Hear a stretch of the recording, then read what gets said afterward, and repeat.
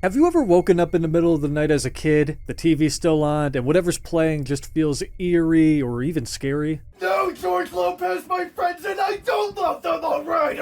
There was a specific type of childhood media that felt unsettling to witness. Kinda scary, maybe a little bit traumatizing, and sometimes your small little pea brain just couldn't quite comprehend what the hell was even happening. And I'm talking about everything, TV commercials, late night channels, random internet stuff, cartoons, emergency alerts, all of it. I swear media used to just behave differently back when we were kids. Like, you'd fall asleep watching SpongeBob and wake up to George Lopez jumping. Ah! No, George Lopez! Or a creepy commercial for an Adult Swim series. Like, it was just weird, Those weird moments have stuck with me for so long. So yeah, this is basically just me going through a bunch of those moments that felt weird, uncanny, uncomfortable, or even scary. And if any of this hits you deep, or it helped you unlock a weird memory you kind of suppressed, I apologize in advance. Why don't we start off with something small, like the Six Flags dancing guy. Yeah, nothing like coming home from school, throwing on Cartoon Network and seeing a bald man in a tux pull over in the middle of a neighborhood just to dance. No words, no, hey, how's it going? I'm the Six Flags guy. You want to ride? No, nothing, nada, zippo. Just persuasion through dance. Persuasion that quite literally worked. These Six Flags commercials were everywhere in the early 2000s, and I think what made them unsettling, to me at least, was the man himself, Mr. Six. But I can't exactly put my little disgusting grubby fingers on what made him so eerie, Maybe it was the dancing, maybe it was the complete lack of dialogue, or maybe, just maybe, it was the fact that he was trying to get random people onto a bus and dance with him, which are pretty much the exact same things my parents told me to never do. And this commercial was only one of hundreds of really weird ads that used to play when I was growing up. I think another great example is the Snickers Halloween ad. Hello, Mrs. Jensen. You don't have any Snickers in your shopping cart. Let me help you. Yeah, what came first, Chez St. John or the Snickers Halloween store commercial? Imagine minding your own business, trying to do some last-minute shopping before Halloween, when two kids decide to pull the classic totem pole trench coat trick, dressed up like an adult, and start persuading you to throw a boatload of Snickers bags into your cart for the neighborhood kids. I'll be honest, I'll keep it a buck with you. As an adult, I actually love the look and atmosphere of this commercial, but maybe because now I'm an adult and I'm miserable and I enjoy creepy, weird, unsettling things. But as a small boy, something about it felt incredibly ominous. There's no music, there's no excitement, there's no real sense of joy. As a matter of fact, it's weirdly quiet and emotionally empty, which I guess is great since it's a Halloween commercial, but even the sound design feels off. The loud thuds of the Snickers bags hitting the shopping cart always sounded way harsher than they needed to. I'm only helping. Which somehow made the entire commercial feel even stranger. But then we get to commercials like PSA ads, which are slightly more uncomfortable and even louder. Pack of cigarettes, please. It's not enough.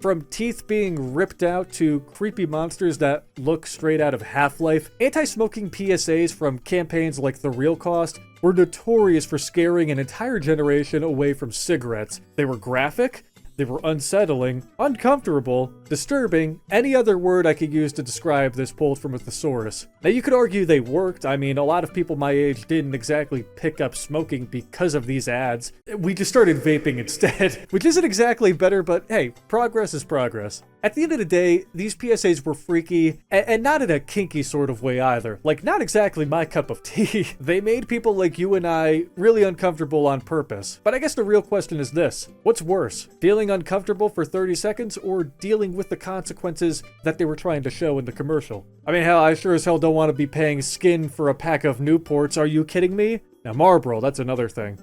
Then we have ads like compensation commercials. At some point, you were probably just minding your own business watching cartoons when, out of nowhere, a very loud commercial would cut in and start yelling at you, asking if you had a hernia repair or mesothelioma or some other serious wacky condition, and reminding you that you might be entitled to financial compensation. Attention! If you or a loved one was diagnosed with mesothelioma, you may be entitled to financial compensation. If you or a loved one have a blood clot filter implanted, listen closely. You could be at serious risk. As a kid, you're not exactly processing how serious any of this actually is. Like, you're not really thinking about lawsuits or medical conditions. You're just kind of getting hit with this harsh, demanding voice blasting through your TV speakers. Gotta look fat. I'm not fat. I'm like severely underweight. Look at me. These commercials were meant to be serious, but they always felt way more aggressive than they needed to be, especially compared to everything else on TV at the time. They just came out of nowhere and completely shifted the tone. Hey, how's it going? Are you enjoying a nice, happy episode of whatever the fuck? Yeah, well, guess what? Bam! You're instantly depressed. And a lot of these ads would play on Cartoon Network, which was already annoying enough, but once Adult Swim rolled in, those ads took on a whole new level of creepy. Actually, just the whole Adult Swim side of things as a kid was creepy. Like, do you guys remember the first time you accidentally stumbled upon Adult Swim? Or the first time you woke up in the middle of the night to the network? One minute, you fall asleep watching cartoons, and the next, you're half awake, staring at something you've never quite seen before. Maybe it's a stop-motion series about a Christian boy being whipped by his father's belt, or a series about talking food monsters, or just a random bumper with kids in clown makeup. It's hard to describe that feeling when you're not fully awake and you don't have any context for what you're seeing. Like, for a second, you don't even know what the hell happened. Like, did someone change the channel on you when you were asleep, or is this still Cartoon Network but a different version? But man, good God, I mean, those commercials and bumpers on Adult Swim were creepy. I think the biggest example I could give you guys is the ad for the series The Heart She Holler.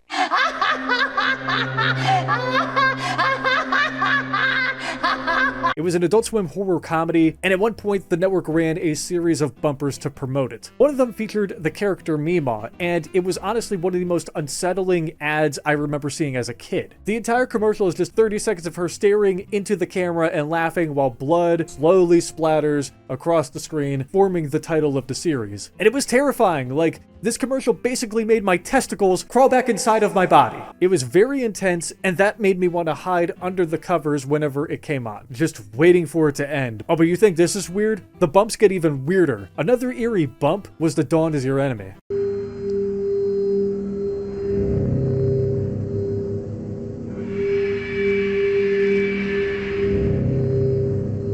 The Dawn Is Your Enemy was one of the more eerie sign-off bumpers that played on Adult Swim in the mid to late 2000s. It features this sketch-like illustration of a landscape with flowers and trees, but in the distance, there's a sun with a face and a pair of human-like eyes watching over everything, like it's God or something. It only lasts about 10 seconds, but something about it feels immediately unsettling and eerie. The audio, which also plays, is pretty ominous. It's basically just a short clip from a track called Violence is a Menace, and the way it's cut makes the whole bump feel like something out of like a fever dream or a really bad movie. If you only took a second out in life to realize. The bumper would air in the morning right as the block was ending, so if you happened to still be awake or even just waking up for school, which is when I used to run into this, you'd catch it at the worst possible time. Legends and rumors say this bump was meant to scare kids, while others mention an extended version of the bump featuring screaming and crying mixed into the audio. Again, rumors, but it doesn't really matter because even without the rumors, the imagery, the sound, and the timing were enough to make it stick. And, did I mention it gets even weirder than this? Well, how weird are we talking, Jonathan? Well, this weird.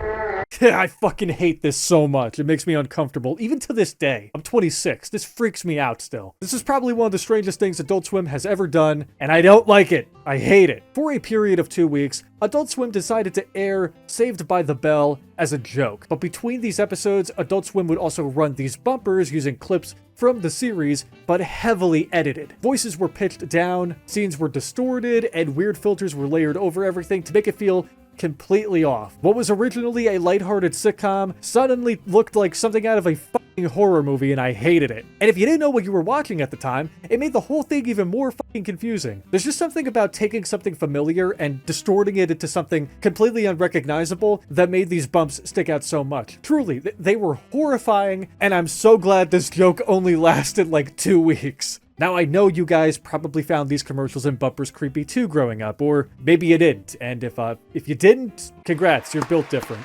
I respect it. However, it wasn't even just the creepy stuff on the network being creepy. It was also content that was designed to be innocent and wholesome that creeped me out too.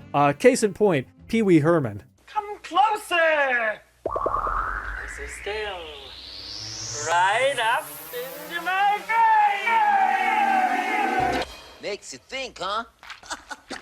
There was a brief period in the mid to late 2000s where Adult Swim would also randomly air Pee-wee's Playhouse. Adult Swim was known for more mature shows like Aqua Teen Hunger Force, so seeing a children's series at the start of the block really felt out of place. And I mean, gosh, golly, criminy jizmas, Batman. I remember staying up late to watch Adult Swim and being met with Pee Wee Herman and his talking furniture, and for some reason, that felt off to me. Maybe it was the talking furniture. I think it was the talking furniture. It freaks me out. At that point in my childhood, I already kind of understood that Adult Swim was meant for older audiences, so I knew what to expect from it. So when Pee-wee showed up in that context, it made the whole thing feel different and slightly confusing. Like they took a kids show and put it on like an adult-esque network or block, and it made it feel like it wasn't a kids series anymore. You've got to be kidding me. A bird crapped on my car. Howdy everyone, Post Jonathan here. I just wanted to quickly jump in here and say that yes, Paul Reubens' Pee Wee Herman originally began as an adult-oriented character, but Pee-wee's Playhouse was catered towards a younger audience. But you know, looking back on it, and this is something I didn't quite think about when I was recording this part of the video, there were a lot of innuendos in Playhouse, a lot of jokes that only adults would really understand, and a lot of weird, obscure moments that make me think, yeah, maybe Playhouse belonged on Adult Swim. But that said, the show still creeped me out as a kid. Alright, thanks for allowing me to interrupt your video. I hope you enjoyed the rest of it. I'm gonna go clean this bird crap off of my car.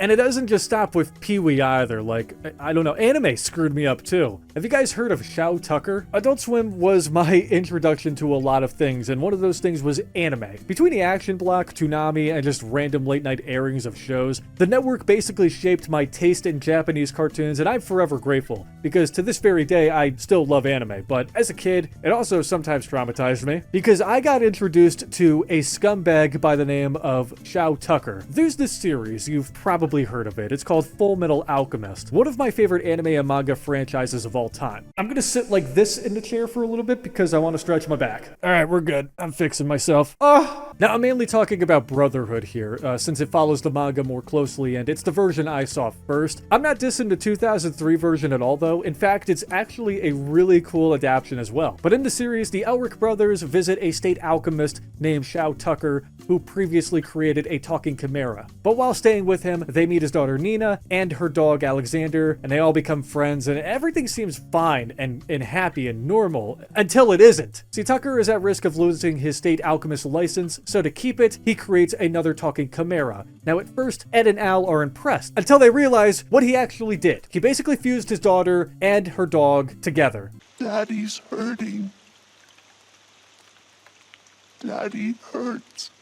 No, Daddy. And it gets even worse, man. As it turns out, that first talking chimera he created was his wife. This is easily one of the saddest scenes in the entire series, and honestly, one of the most disturbing things I've ever seen in anime. And as a kid, this completely messed me up. I was shocked, angry, uncomfortable. I might have even started shaking a little bit. Like, this isn't just a, oh, that's kind of creepy moment. This is genuinely terrifying. I don't know what it is about cartoons, but somehow they could even be more disturbing than live action shows. Like, between creepy storylines and even the animation itself, like extremely detailed close-up shots or hyper-realistic close-ups in general. And that brings me to my next point. Shows like The Marvelous Misadventures of Flapjack and even fucking SpongeBob of all shows would randomly cut to these hyper-realistic close-ups that felt completely out of place. And it wasn't just these two shows either. Like, a lot of cartoons did this, and some still do to this very day, like Smiling Friends. And I think what made it so uncomfortable for me was just how sudden it was. Like, you go from a simple 2D art style to this extremely detailed, almost lifelike image in a split second. Wrinkles, pores, weird textures,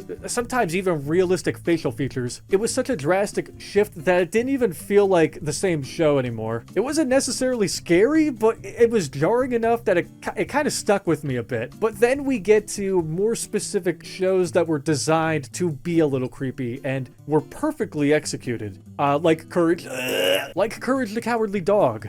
Return the slab. What?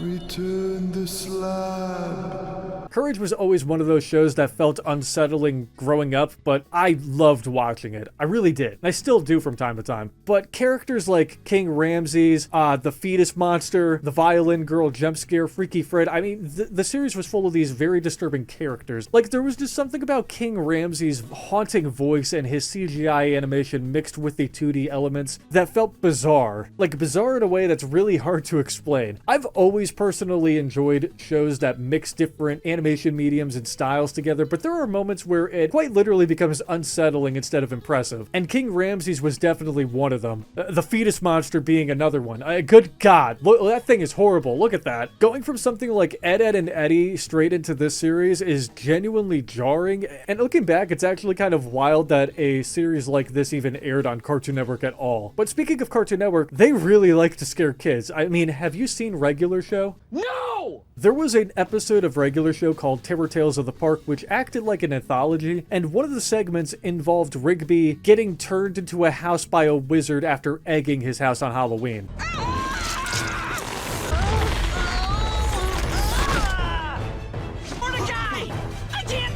There's just something deeply disturbing about watching a character slowly lose control of their own body. Like, you just see parts of his body change piece by piece, like doors and windows forming out of nowhere. Imagine just eating breakfast when all of a sudden a doorknob starts forming out of your stomach. Like, you don't know what's even happening, you can't stop it, and you're slowly turning into something else entirely. But I do have to thank Regular Show, because without it, I wouldn't have fallen in love with the concept of body horror itself. Yeah, I like these movies. I'm a sick, twisted individual. And then we have other Cartoon Network shows like Adventure Time, which aired around the same time. And they were no stranger to creepy moments as well, like the deer, or the stag, or the skinwalker, or the creepy little thing with the fingers. There was an episode called No One Could Hear You, where Finn wakes up from a coma to find the entire Candy Kingdom missing, and as it turns out, this deer kidnapped everyone and stuck them to the walls of a sewer. Good God, man, why? And look at the fingers, dude, they're creepy. Now, we've covered a lot of what Adult Swim and Cartoon Network has to offer, and what exactly creeped me out from those two networks. And we could easily keep going. Trust me, there's a lot more that freaked me out as a kid. But they weren't the only prime suspects for why I, along with many of you, are kind of messed up from childhood media. Nickelodeon was another culprit. You guys remember falling asleep to Nick and waking up to Nick at Night and seeing George Lopez for the first time? Oh, God! What a horrifying experience. A pretty common memory for a lot of people is falling asleep with Nickelodeon on, probably watching SpongeBob or something, and then waking up hours later to something completely different. Usually, it was George Lopez. More specifically, the opening intro with Lowrider by War playing. You're half asleep, the room is dark, everything is quiet, you wake up with a dry mouth, and then suddenly you're hit with this loud, energetic theme song and George Lopez, of all people, jumping across the screen. This intro shouldn't feel unsettling, but somehow in that moment it did. It's just one of those experiences from my childhood that felt very off to me, especially when it kept happening over and over and over again, and then I eventually figured out I needed to stop falling asleep to Nickelodeon every night. But I'll tell you what, it wasn't as terrifying as what Nick was airing during the day, like Mr. Meaty. So come on down to Mr. Meaty, where friends meet to eat. Mr. Meaty was this puppet show about two teens who worked in a mall food court that used to air on Nick, and it was already disturbing to begin with, but they somehow created an episode that completely made the rest of the series look tame and innocent, like you're watching My Little Pony or some shit. Insert the episode Moochmaster P. One of the main characters, Parker, is basically mooching food off everyone, and Karma eventually catches up to his fat ass. I didn't mean to call him fat. He's a puppet, alright? It doesn't matter. But Karma eventually catches up to him when he decides to eat a raw patty, giving him a tapeworm. And this episode is vile, to say the least. This was a kids' network. I'll tell you what, we have talked about a lot of crazy visuals from TV, but you know what else is kind of uncomfortable? Sounds.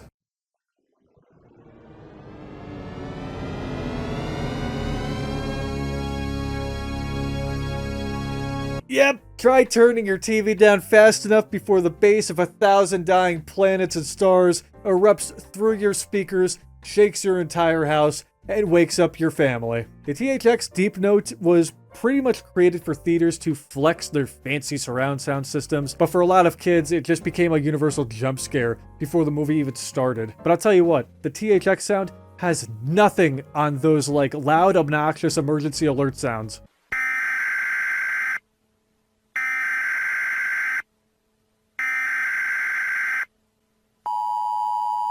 There's nothing quite like relaxing on a rainy night, just minding your own business, watching TV, and suddenly your program gets interrupted by emergency alert. That was a horrible accent. I don't even know what that was. Yeah, that loud beep, beep, beep just comes out of nowhere, blasting through your speakers like a fucking supernova, telling you to take shelter immediately because there's a tornado down the road. I get that these alerts are important. They're meant to keep people safe and warn you about dangerous weather. I totally get it. But as a kid, they just felt way more intense than they needed to be. Like you're just sitting there in your house, everything's calm, and then suddenly it sounds like the world is ending outside. Even if the actual situation isn't that extreme, the presentation alone is enough to make it feel that way. It's not, I guess it's not the warning itself, it's more so how, and big word incoming, belligerently it's delivered. Especially late at night when everything is already quiet and calm. Like that sudden burst of beep, beep, beep feels way more overwhelming than it should. But you know what else is overwhelming?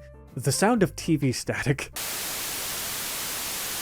You're in your room late at night, everything's dark, and suddenly the TV cuts to a channel with no signal, and it's just static and it's loud. TV static, in my opinion, is pretty peaceful. I know, I'm a weirdo. But the part of the static that's unpleasant is the sound that accompanies it. Like that sudden burst of loud white noise that hits out of nowhere is, I mean, it's annoying. It's really annoying. I wouldn't even say it's horrifying, it's just really annoying. Especially if you had your volume cranked all the way up. And there's no like gradual buildup of the sound either, like everything just happens at once and there's nothing you can do but panic and scramble to find a remote to either turn the TV off or turn down the volume or kill your TV. Kill it. Murder it. It's one of those horrific moments that instantly snaps you out of whatever you were doing. Okay, so visuals and sounds are scary. So what about visuals with no sound? Yep. And what a great segue into the next part, Jonathan. Good job, buddy. Yeah, we're really good at these transitions, aren't we? We're working on it. Back when people like us were still watching DVDs and VHS tapes, I still do, and I hope some of you do as well. DVDs. I don't own any VHS tapes anymore. Almost all of them started with some kind of like FBI anti-piracy warning, well, after 45 minutes of random commercials and ads first. Now, as a kid, piracy wasn't really something I understood, well, at least not until I tried bringing my camera into the movie theater to record Jackass 3D when that came out. My mom instantly told me, like, don't do that, that's illegal. And then I eventually learned more about piracy once I got more invested with the YouTube and stuff. But that moment in particular was basically my first exposure to piracy. But these FBI warnings always felt weirdly aggressive, especially the ones with the red background. Like they made it sound like duplicating a copy of a movie was like one step below terrorism. You're telling me 5 years in prison and a $250,000 fine for replication and distribution? Jesus Christ, man, relax, all right? I'm just trying to watch Thomas the Tank Engine with my homies. Speaking of like DVDs and stuff, and I don't really know exactly how to segue the last part of the video into this part, so just bear with me here. Ghosts, paranormal activity, aliens. I probably sound like Dan Aykroyd when he did that Skull Vodka commercial. It was just 8 minutes of him being like, paranormal, aliens, vodka. I'm Dan Aykroyd. Ghosts, UFOs and their occupants, plus other non-worldly presences exist. This is an accurate glass rendering of a human skull. What a crazy guy. Ghosts, paranormal activity, urban legends, those kinds of things really intrigued my brain growing up, especially ghosts. Like I used to watch Ghost Hunters with my mom growing up, and that was a lot of fun. It's currently Mother's Day as I'm recording this. I love and miss you, Mom. I don't know where you are.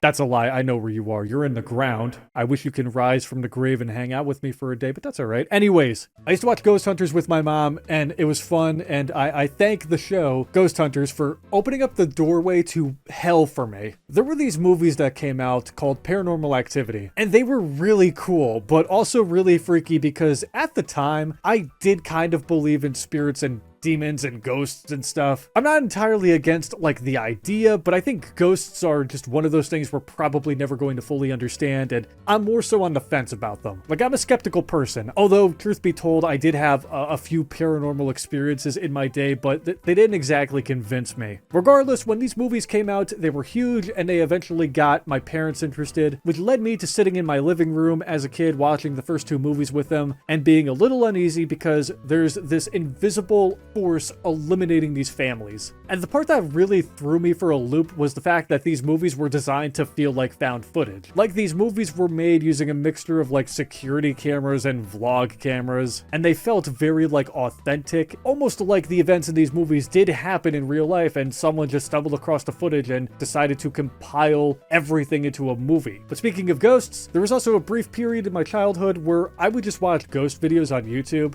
Now, some of them were legitimate, and others were just pranks or jump scares. Yet videos designed to scare the viewer, give them a heart attack, and die. And I'm gonna tell you something right now, I hate those jump scare videos so much. Those jump scares would just pop up in my recommended feed, I would click on them, and I would be scared. Other kinds of videos I used to watch during this period were like doomsday conspiracy and alien videos. I was given a computer at a very young age. YouTube was still pretty new at the time, and my parents never monitored me. It was a blessing and a curse. But doomsday videos, those were freaky, okay? So Planet X, solar flares, polar shifts, climate change, whatever the theory was, 2012 was a wild time online because there was a widespread rumor that the world was going to end on December 21st, 2012. And a lot of it stemmed from the idea that the Mayan calendar ended on that date, and from there, the internet did what it always does. It spiraled. Movies, documentaries, and especially YouTube conspiracy videos started appearing everywhere. Some claimed that a mysterious 10th planet in our solar system would collide with Earth,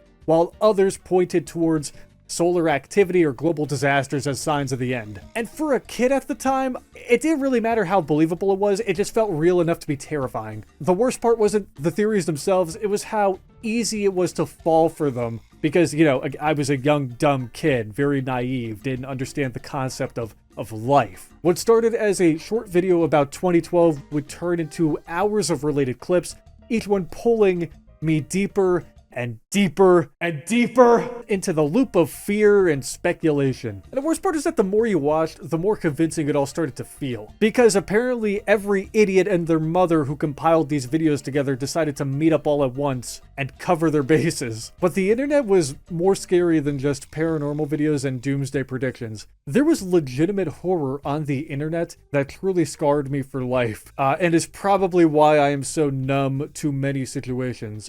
I've basically seen death, and it's gross. See, there was a time on the internet where you could easily stumble into parts of the web you weren't prepared for. Now, you still could, but it's pretty rare to find something grotesque that hasn't been seen before. You know what I mean? Like, I feel like we've covered a lot of the internet. And again, I also feel like most of us are now pretty numb to this kind of content, which is unfortunate, but also not. It's hard to explain. I guess it kind of depends on where your morals align. But video sharing platforms and shock content forums were infamous for hosting extremely disturbing real-world footage, often without warning. Like, people would send links to each other disguised as harmless videos just to trick them into clicking. And by disturbing, I'm talking about like sites like LiveLeak, like real footage of people dying, being mutilated, etc. I also remember games like Reddit 50/50 where you basically gambled on a link. One option was something funny or cute, and the other one was something completely disturbing, and you wouldn't know which option was behind the link until you clicked it. So you're either going to see a cute puppy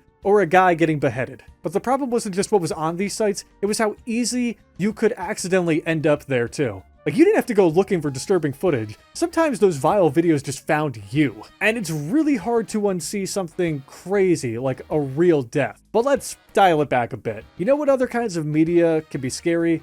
Games. Console games and even web browser games, like the Scary Maze game. The Scary Maze game was one of those early viral internet pranks people used to play on friends and family. Now, on the surface, it looks pretty harmless, right? You're just guiding a little small dot through a maze, trying not to touch the walls, and it's a pretty straightforward concept. But as you progress, the paths get tighter and tighter, forcing you to basically lean closer to the screen to focus. And right when you're completely locked in, it hits you like a ton of bricks. I'm talking once your like eyes are touching your screen, you get hit with a full screen jump scare of like the Exorcist girl and a loud scream out of nowhere. It was designed to catch you at the exact moment you're focused, which is why it worked so well. And people would freak out, jump out of their chairs, and it was a simple concept, but it was very effective and scary. Actually, worse than scary. This was very anxiety inducing. This is probably why I'm so like screwed up. Probably more scary than the next section, but this game was something else at the time. Playing any kind of horror game at night is already a different experience. Everything feels more intense, but for me, Call of Duty Zombies was the closest I ever got to that feeling. I was never really like into horror games or anything like that because I never really got into them. But Zombies basically hit that perfect middle ground for me. I'm up late, my room is dark, and I'm fighting waves of Nazi zombies with crazy looking wonder weapons that feel way too powerful for the situation. You know, until you get to like past round 40 and then you're kind of screwed. I chalk this feeling of terror up to a couple of things. The atmosphere, the low quality graphics, the setting, the sound design. It all felt unsettling. Maps like Verrückt especially, like it's set in an abandoned asylum where all you're really doing is running around in one circle, trying to survive while distant screams and chaos surround you. And on top of that, you have things like the perk machines, which are bright, colorful, and surprisingly cheerful, playing jingles that kind of contrast the craziness going on everywhere else on the map. Now, it wasn't outright terrifying or even bedwetting or anything like that, but it had this constant underlying tension. To be honest, looking back, it's one of those feelings I genuinely miss. Like, it was unsettling at the time, but now it's kind of nostalgic to me. To be honest, I kind of have a craving to play some zombies after this. Maybe some BO3 custom zombies. But speaking of BO3, good segue, good job. I do have one more moment that really scared me as a kid. Or I guess this was more of a moment that hit me as a teenager since I was 16 when BO3 came out, but it was truly still a moment that shocked me. BO3 is regarded as one of the best Call of Duty games in the franchise, mainly for multiplayer and zombies. Now, campaign on the other hand, that was complete dog water. Train go boom.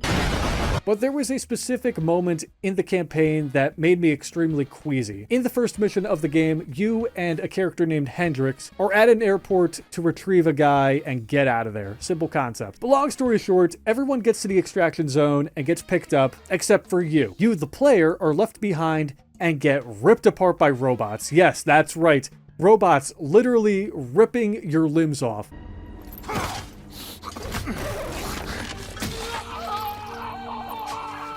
And seeing that for the first time, that was a horrifying experience. Imagine being in a war zone fighting robots and they just rip your damn limbs off. It's crazy. I'm not even exaggerating. This scene, like, just shocked me. It's too bad the rest of the campaign couldn't live up to the hype, but at least we got this moment out of it. To be honest, guys, I think that's about all of the media from my childhood that traumatized me that I could stomach for this video. If you guys remember any of these moments and also found them creepy as a kid, let me know in the comments below, as well as any other moments from your childhood that creeped you out. I do have a lot more topics I could talk about and easily make a part 2, so if that's something you'd want to see, again, let me know. But besides that, I'm gonna go cry in the shower for a bit. I'll see you all in the next upload, and remember that robots ripping off your limbs is really scary.